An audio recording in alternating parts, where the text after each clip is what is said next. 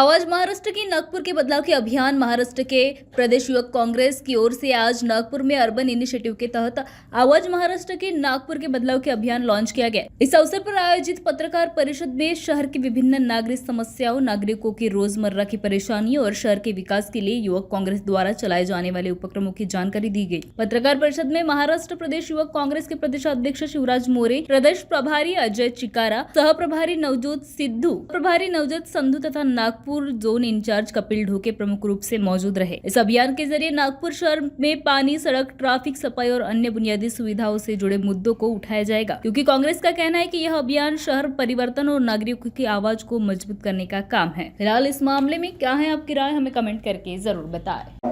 पत्रकार परिषद घेण्याचा आमचा हेतू असा आहे,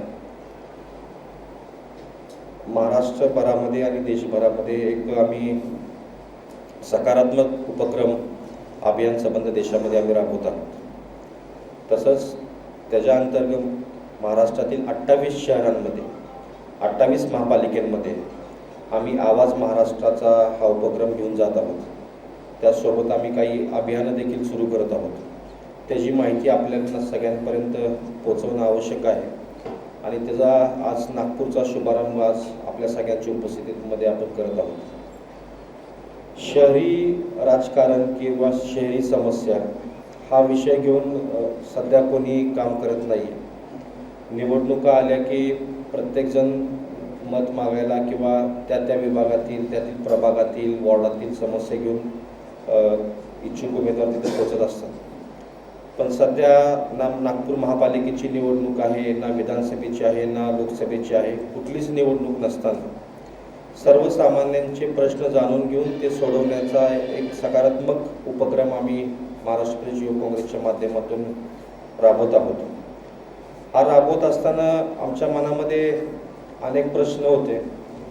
ते सगळे प्रश्न आम्ही एक पाईपलाईन करून एक सर्वसामान्य घटक आहे ज्याचा कोणीच आवाज नाही आहे, तो आवाज बनण्याचा प्रयत्न आमचा येणाऱ्या काळामध्ये असेल। या इनिशिएटिव्हमध्ये आम्ही जे आपल्या मूलभूत सुविधा असतात, रस्ते, पाणी, वीज, बेरोजगारी किंवा इतर सगळे पर्यावरण, या सगळ्या विषयांना आम्ही हात घालत ते सोडवण्याचा प्रयत्न नक्कीच करू। पण सगळ्यात महत्त्वाचं या अभियानांतर्गत आम्ही 6 अभियानं सुरू करत आहोत। त्यामध्ये पहिलं अभियान आमचं असं आहे की सिक्युरिटी गार्ड न्याय अभियान,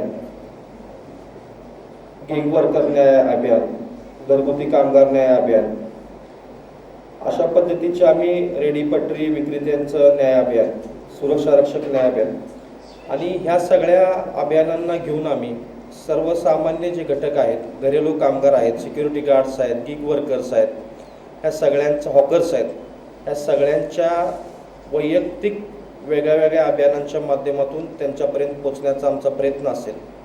त्यांच्या सुरक्षिततेचा असेल किंवा त्यांच्या ज्या समस्या आहेत त्या सोडवण्यासाठी आम्ही सरकारकडे एक कायदा करण्यासाठी देखील आम्ही पुढच्या काळामध्ये आमचं वाटचाल असेल। मला आपलं उदाहरण द्यायचं आहे की नागपूर शहरामध्ये आम्ही गिग वर्कर न्याय अभियान लॉन्च केलं पाठीमागच्या महिन्यामध्ये। जवळपास 12,500-13 हजार आम्ही रजिस्ट्रेशन गिग वर्करचे केले। नागपूर शहरामध्ये असेल किंवा संबंध देशामध्ये असेल, जसं आजच्या जीवनशैलीमध्ये आपल्याला मोबाईल जरुरी आहे, मोबाईलशिवाय आपण कोणतं काम करू शकत नाही।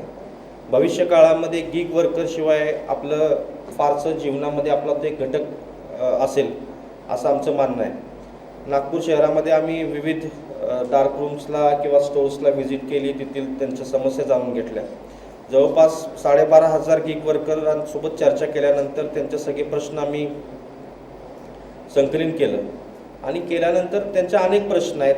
त्यांच्या इन्सेंटिव्हचा प्रश्न आहे, त्यांना 16 तास काम करावं लागतं, कधी एक वेळचं त्यांना जेवण देखील मिळत नाही, ॲक्सिडेंट झाला तर त्यांना कुठलं इन्शुरन्स ठोस नाही आहे, 2 लाखाचा इन्शुरन्स आहे पण त्याच्यापेक्षा जास्त खर्च आला तर कोण खर्च करणार, त्यांचा ID जर बंद असेल तर त्यांना इन्शुरन्स भेटत नाही आणि एखादी त्यांच्यावरती समस्या आली किंवा एखादा त्यांना प्रॉब्लेम फेस करावा लागला तर त्यांना रिस्पॉन्ड करायला कोणी नसतं। चुकून एखाद्या कस्टमरने त्यांच्याबद्दल तक्रार केली तर त्यांचा ID ब्लॉक केला जातो, त्या कंपनीमध्ये परत त्यांना घेतलं जात नाही, कुठली सुनावणी होत नाही, कुठली हिअरिंग होत नाही।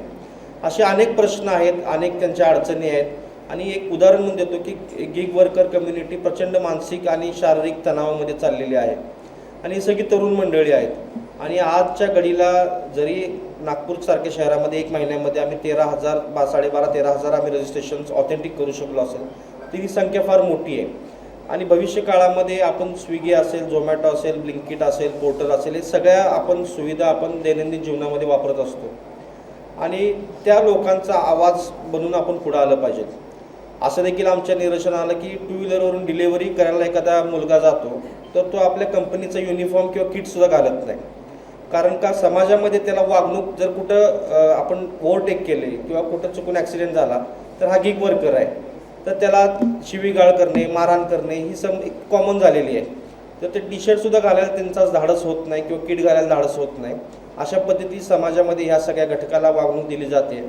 तर त्यांच्या सुरक्षेसाठी, त्यांच्या सन्मानासाठी आम्ही लढण्याचा प्रयत्न करतो आहे. आमचे नेते आदरणीय राहुलजी गांधी संसदेमध्ये सातत्याने या सगळ्या घटकांचा आवाज म्हणून त्यांचे प्रश्न मांडत आहेत. या सगळ्या घटकांना ते भेटत आहेत आणि खऱ्या अर्थानं भारताच्या नागरीकरण वाढत असताना हे सगळे घटक जे हे इकोसिस्टीम चालवतात त्यांचा कोणीतरी वाली पोशिंदा राहायला पाहिजे. या दृष्टिकोनातून आमचं येणाऱ्या काळामध्ये काम करण्याचा आमचा हेतू असेल. आवाज महाराष्ट्राच्या उपक्रमाअंतर्गत आम्ही नागपूर शहरातील प्रत्येक वॉर्डामध्ये, प्रत्येक प्रभागामध्ये, प्रत्येक गल्लीमध्ये, वस्तीमध्ये, बिल्डिंगमध्ये जाऊन लोकांसोबत संवाद साधणार आहे आणि हे 1 महिन्याचं किंवा 1 वर्षाचं कार्यक्रम नाही आहे. हा सातत्याने पुढच्या 1, 2, 3 वर्षामध्ये हा कार्यक्रम आम्ही राबवत आहोत. त्यासाठी आम्ही सगळी माहिती संकलित करून आम्ही आमच्या ॲप बेस्ड सिस्टीम आहे त्यामध्ये सगळ्यांचा आम्ही डेटा घेत आहोत आणि खरोखर अमुक गल्लीमध्ये कोणाला काही समस्या आहे ते NMCच्या माध्यमातून असू दे किंवा आमच्या स्थानिक नेतृत्वाच्या माध्यमातून असू दे, वेळ पडली तर युथ काँग्रेस रस्त्यावरती आंदोलन करून त्या लोकांचं, त्या घटकाचं प्रश्न सोडवण्याचं काम येणाऱ्या काळामध्ये करणार आहे.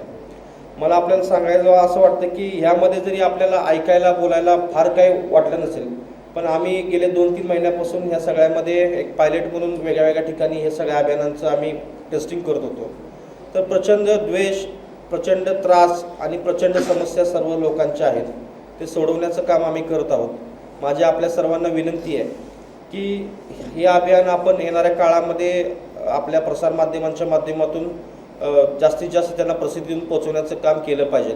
कारण का आज युवक काँग्रेस कुठल्याही मतांच्या राजकारणासाठी किंवा कुठलेही पॉलिटिकल अजेंडा घेऊन कोणाचं जनतेसमोर जात नाही आहे.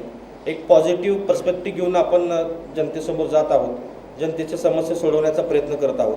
त्यासाठी आपण सगळ्यांनी मदत करावी अशी सगळ्यांना अपेक्षा आहे. आज आपण पाहिलं असेल की देशामध्ये प्रचंड संभ्रमाचं वातावरण आहे. काल मी हा अर्बन इनिशिएटिव्हचा लॉन्चिंग पुणे शहराचं केलं, तर पुणे शहरामध्ये जमावबंदीचे आदेश लागू केलेले आहेत पुढच्या 15 दिवसांसाठी. मला सांगायचं की पुण्यासारखे शहर ज्या शहरामध्ये महाराष्ट्रातील प्रत्येक गावातून, प्रत्येक